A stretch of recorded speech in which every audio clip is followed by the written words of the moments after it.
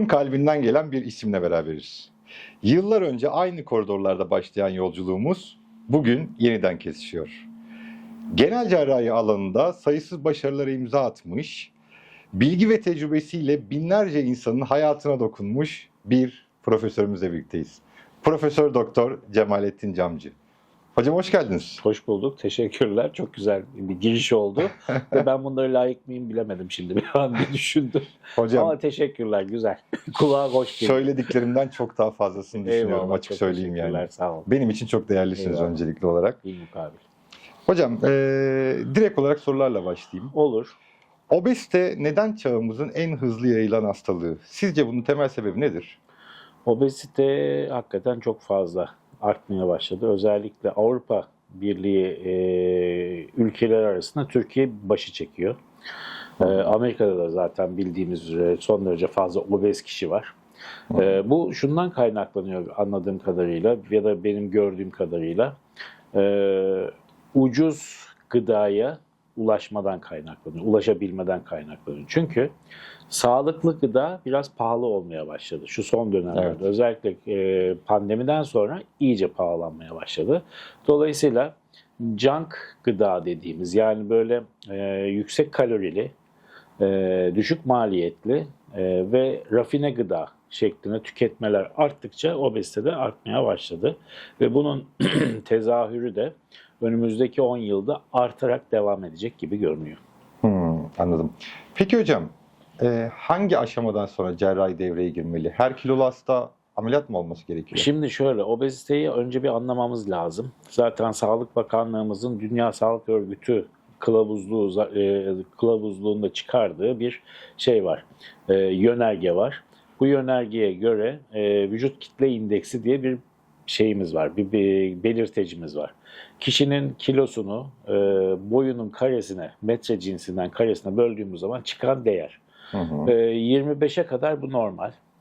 25-30 arası aşırı kilolu ya da kilosu artmış diyebiliriz. 30-35 arası tip 1 obezite, 35-40 arası tip 2 obezite, 40'ın üzerinde öldürücü obezite diyerekten geçiyor.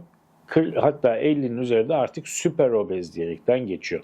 Hani hepimizin bilgisi dahilinde olan TLC kanalında Ağır Yaşamlar diyerekten bir dizi var. Orada büyük insanları görüyoruz ve hepimiz onu gördükten sonra diyoruz ki Allah'a şükür biz öyle değiliz falan gibi kendimizi bir mutlu ediyoruz. Ama orada gördüğümüz kişiler süper obezler.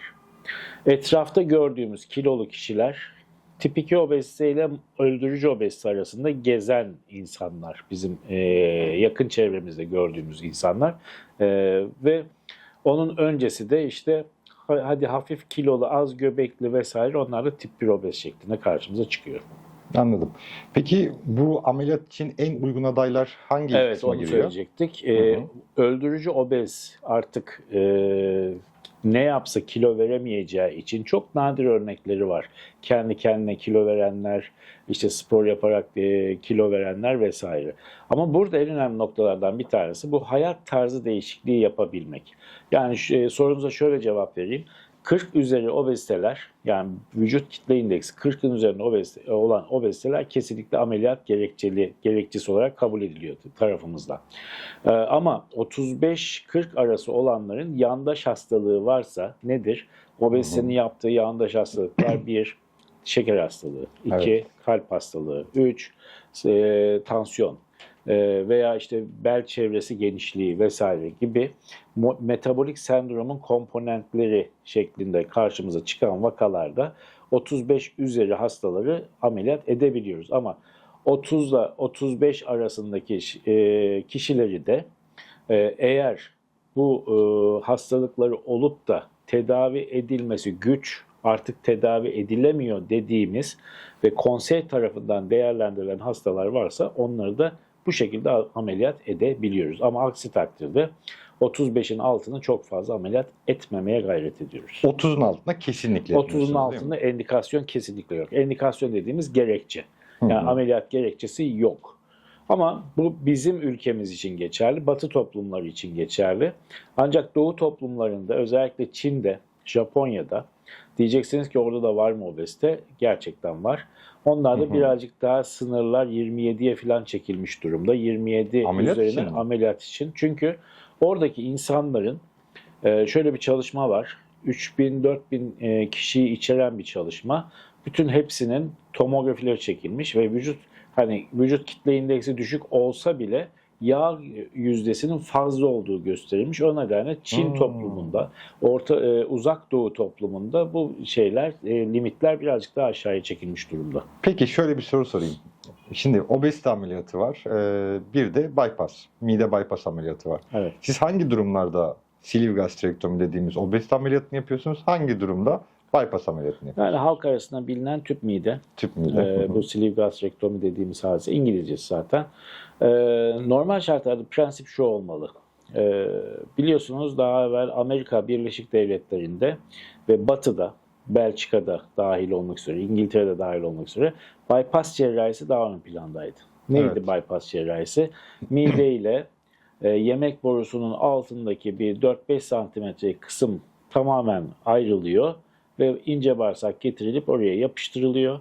İşte mideler ne kadar kalıyor? 5-6 cc kadar veya 10 cc kadar bir volüm kalıyor. Mide küçültülmüş zannediliyordu. İşte oradan bağırsaklardaki emilim yüzeyi de azaltılmış gibi düşünülüyordu. Ancak bu fizyolojik bir hadise değil. Dolayısıyla yolları tamamen değiştirdiğimiz için uzun dönemde tamam kişi kilo veriyor ama ömür boyu vitamin kullanmak zorunda. Çünkü emilim yüzeyini daraltıyorsunuz, azaltıyorsunuz. Midenin kapasitesi yok oluyor. Mide diye bir şey kalmıyor ortada. Çok minicik bir poş kalıyor. Ve dolayısıyla uzun dönemde çok ciddi komplikasyonlar ortaya çıkıyor. Hadi komplikasyonlar çıktı diyelim.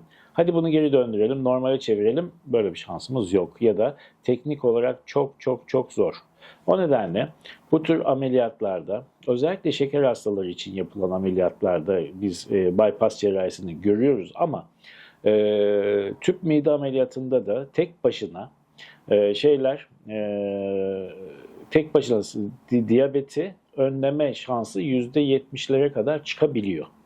Dolayısıyla bu şansı vermek lazım hastaya. Yani Önce fizyolojiyi tüp mide. bozmadan, yani midenin kapasitesini daraltıp, şeyini azaltıp, yiyebilme potansiyelini azaltıp, şeker hastalığını engellemek gibi bir şey yapılabilme potansiyeli var.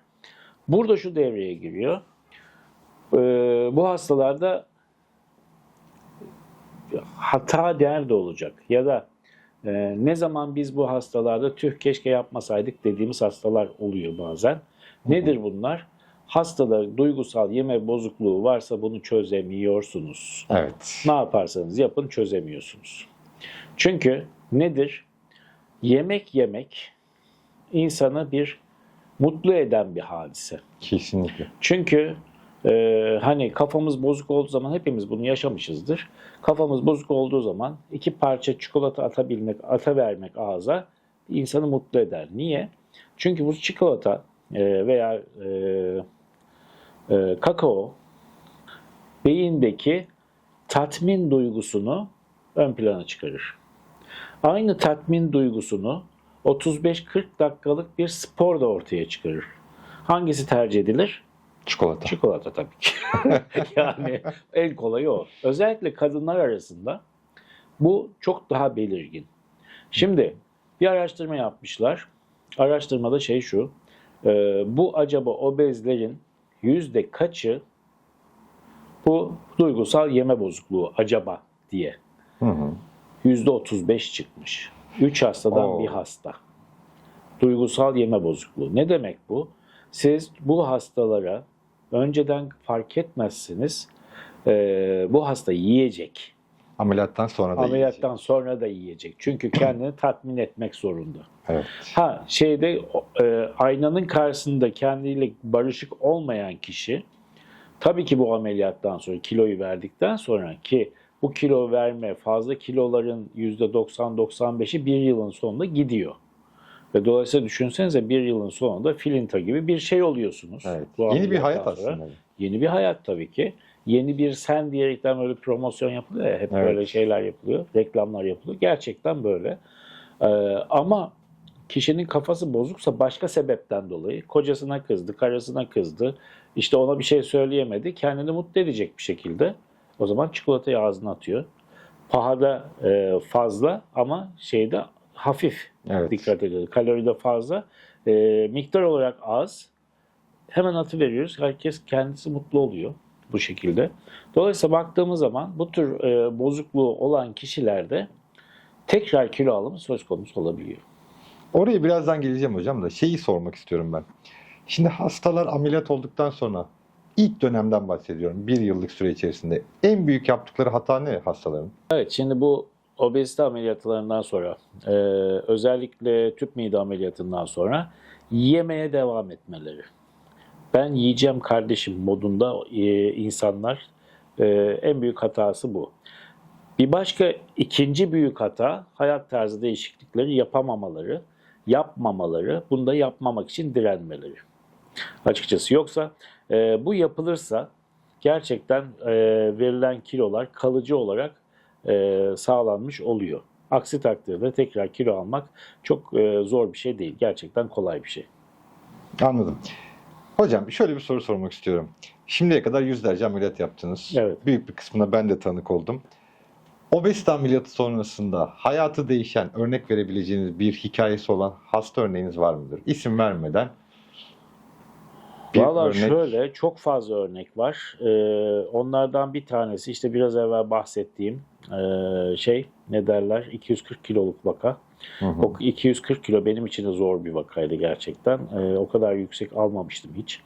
Ve o vakayı aldıktan sonra hayata dönmesi işte zaten biliyoruz ki biz Brezilyalılar biraz böyle sıcakkanlı insanlar, Evet. böyle eller havaya modunda, hep en ufak bir şeyde böyle eğlenceye düşkün insanlar. Onu böyle görünce mutlu oluyor insan, bir. İki, bir başka şey, şöyle, evet, benim bir hocam vardı, şimdi aklıma geldi. E, ve tabii isim vermeyeceğim. Hayatı küsmüş durumdaydı. Ailesinden çok ciddi bir baskı, işte sen kilolusun, şöylesin, böylesin, sen insan mısın gibi şeyler alıyormuş. Sonradan anlattı bana tabii ki. Ve şey olunca hayata yeniden tutunma gündeme geldi. Ve inanılmaz kendine güveni geldi. Ve kendini çok iyi ifade edebilir oldu. Bu da çok önemli bir şey gerçekten. Hem psikolojik olarak hem de sağlık olarak son derece rahat bir hayata devam ediyor. Zaman zaman ben uyarıyorum. Görüşmelerimiz devam ediyor tabii hastalarımızla. Bak yürümüyorsun ha, spor yapmıyorsun ha filan deyince hala onları arada bir dürtmek gerekiyor. Çünkü hakikaten eskiye dönüvermek, yemek yemeye devam etmek her zaman daha kolay geliyor insana. Aynen öyle. Tabii ki. Şimdi ben şöyle bir örnek vermek istiyorum. Aslında deneyimimiz bu konuda çok fazla da. Sizin ameliyat yaptığınız hastalarda ileriye dönük ben karın germe ameliyatına ihtiyaç duyan hasta sayısını neredeyse hatırlamıyorum.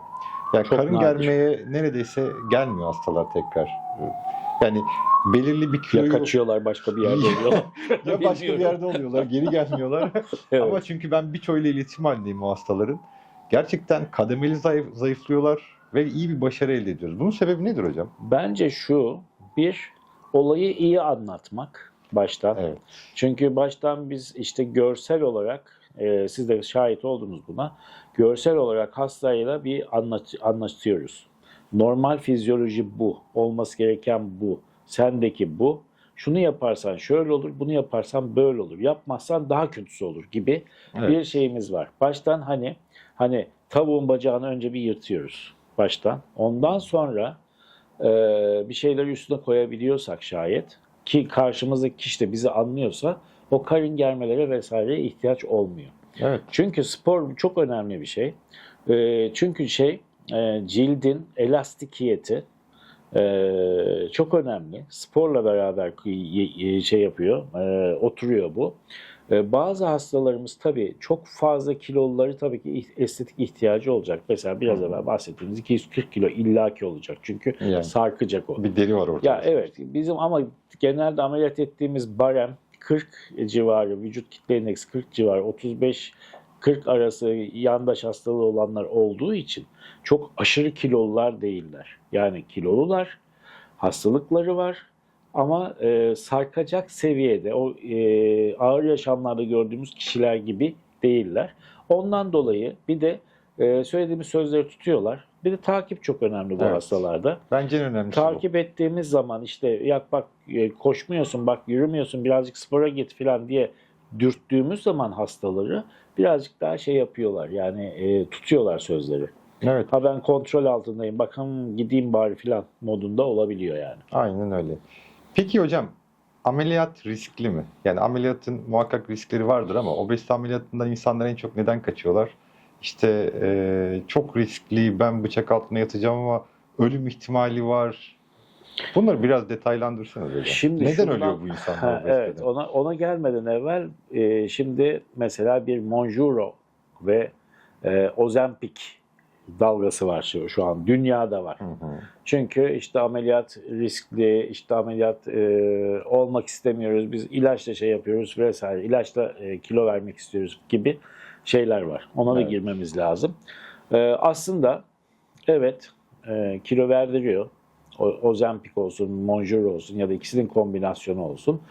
İçerideki değişik mekanizmaları tetikleyerekten insüline karşı bir savaş oluşturuyoruz.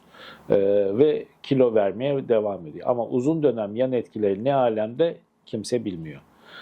Bazı vakalar var, bildirilen vakalar var. İşte dokuların orijinalliğini bozuyor.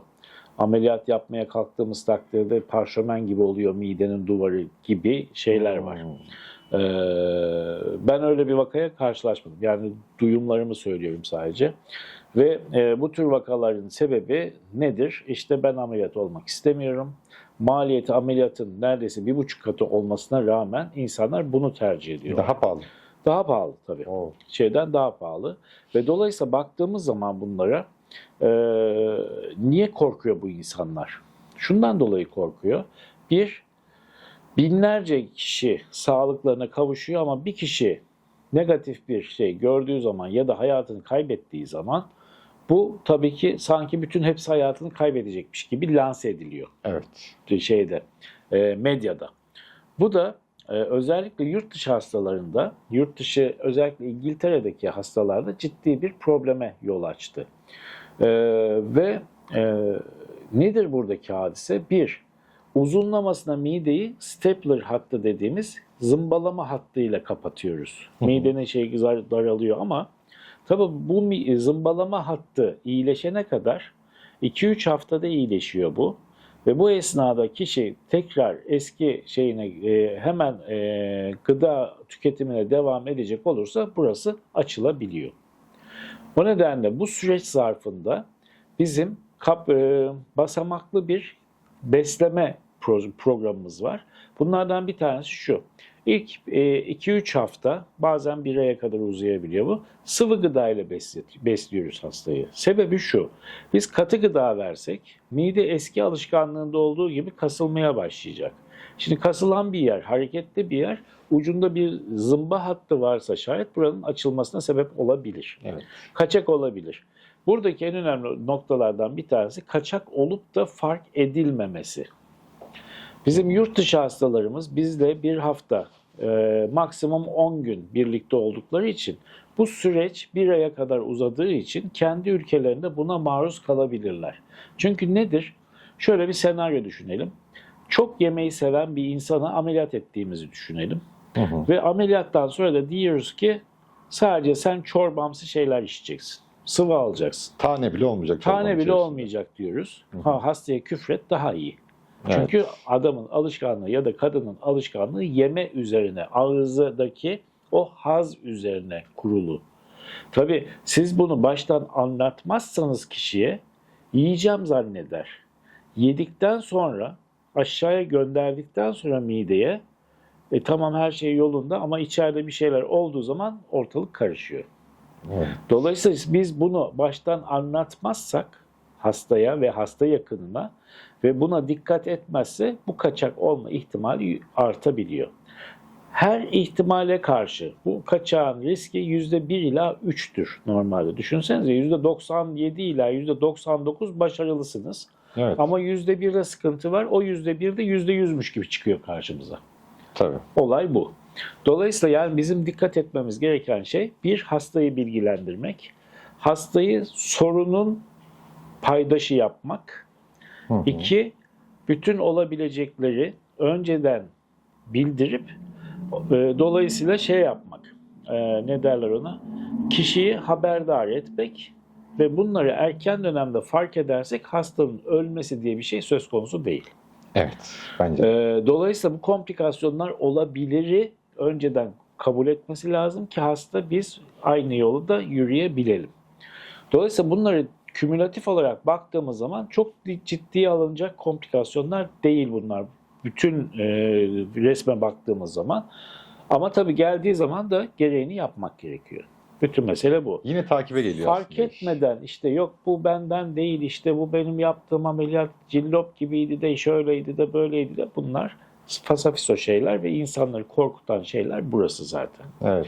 Ama bunlar dikkatli takip eder, ekipler dikkatli bir şekilde takip edebilirse bu hasta grubunu korkulacak bir yanı yok. Ha, eskiden korkuluyordu çünkü ameliyat yeniydi. Türkiye için de yeniydi, dünya için de yeniydi. Ama bütün cerrahlar artık yani ortalama bir cerrah diyelim. Çok mükemmel bir cerrah olması gerekmiyor. Ortalama bir cerrah bu ameliyatı yapabilir pozisyona geldi Türkiye'de. O nedenle korkuya gerek yok bence. Bence de. Bir de bizim hastalarımız en çok şunu soruyorlar. Diyorlar ki ya ben diyor yemeği seviyorum ve yiyorum. Yediğim zaman da doyuyorum. Siz bana ameliyattan sonra sadece bir çorba içireceksiniz. Ben aç kalacağım. Biz de diyoruz ki aç kalmayacaksın. Aslında bir grelin hormonu serüveni var burada. Evet, evet. Bu aç kalmama sebebini de hocam bir anlatabilir misiniz? Şimdi şöyle. Niye acıkmıyorlar? Evet, şimdi şöyle. Mide boşken midenin dış kısmında grelin hormonu, bahsettiğiniz gibi açlık hormonu, Türkçesi bu. Hı hı. Salgılanıyor. O beyne diyor ki git yemek bul ve ye. Bizim elimiz ayağımız titriyor. Hı hı. Yemeği buluyoruz, homini gırtlak. Mide şişiyor. Bu hormon düşüyor. Açlığımız gidiyor. Peki bu ameliyattan sonra ne oluyor? Bu ameliyat esnasında biz bu grelin salgılanan yerin %90'ını çıkarıyoruz. Hı. Dolayısıyla hasta ne derler ona? Acıktığı zaman acıkma hissiyatı. beyne sinyal gitmiyor. Evet, öyle bir acıkma şeyi olmuyor. Dolayısıyla hani şunu diyorlar bazen de görüyorsunuz. Ben bu kadar sıvı tüketecek olsam zaten çorba içsem de ameliyat olmama ne gerek vardı? Grelinin duruyor. Aynen öyle. Yani açlığın duruyor. Açlığın duruyor. Olay Açlık orada hissin zaten. duruyor. Açlık hissini yok ediyoruz. İşte buradaki trik nokta biraz evvel bahsettiğim. Eğer duygusal yeme bozukluysa bu hikaye. Bu şey yapmıyor. Çünkü kafada problem orada. Aynen öyle. Midede değil. Kafada problem olduğu için ben yemeliyim düşüncesi kafasında olduğu sürece hasta yiyor.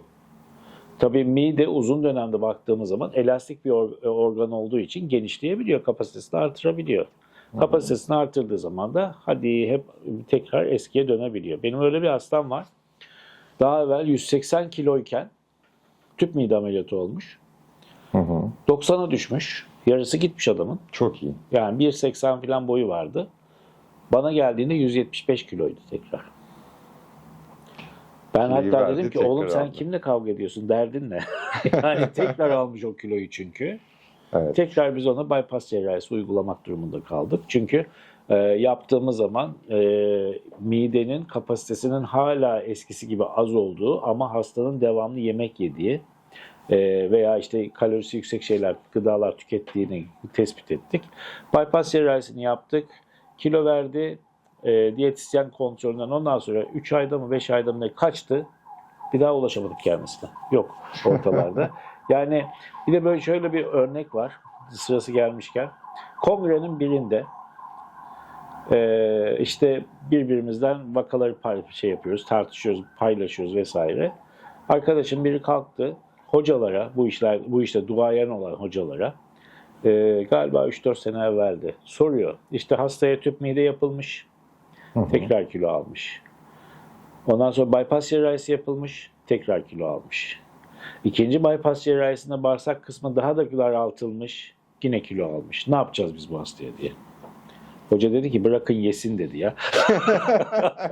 Yesin de rahatlasın dedi ya. Bu hastaya herkesi dedi zayıflatmak zorunda değiliz dedi. Benim 2 tüp Burada çok önemli. İki Burası. tüp mide bir bypass yapılmış ve şu anda 130 kilonun üzerinde olan çok sevdiğim bir cerrah arkadaşım var. Kim ki acaba? Hatırlar mısınız bilmiyorum da şimdi söylemeyeyim ismini. Bana sürekli uyarı geliyor hocam bu arada süremiz doluyor diye de benim daha çok Evet. konuşacak şeyim var O sizinle. zaman bir sonrakine yaparız artık yapacak bir şey yok yani. O cerrah arkadaş hakikaten 2 tane tüp mide oldu. Arkasından bir de bypass oldu. Yani Kötü. zayıflıyor, tekrar artıyor ama Burada işte müthiş en bir önemli şey cerrahtır. burada bizim psikologlarla, psikiyatrlarla beraber çalışmamız lazım. Zaten bizim son yönetmelikte, obezite yönetmeliğinde ekibin içinde psikiyatri var, psikolog var, diyetisyen var, fizyoterapist var, genel cerrah var ve endokrinoloji uzmanı. Olmadığı yerde de dahiliye uzmanı var. Evet. Bunlardan onay çıkmadan hasta ameliyat olamıyor. Şimdiki düzen böyle. Türkiye Cumhuriyeti sınırları içinde Sağlık Bakanlığı'nın verdiği şey izin bu şekilde. Anladım, süper. Aslında soracağım çok soru vardı ama son bir tane soru soracağım. Yıllar önce sizinle birlikte sizin program sunucusu olduğunuz bir programa katılmıştım ben. Evet. O zaman siz sunucuydunuz. Ben de kliniği yeni açmış genç bir iş adamı statüsünde gelmiştim Evet. oraya.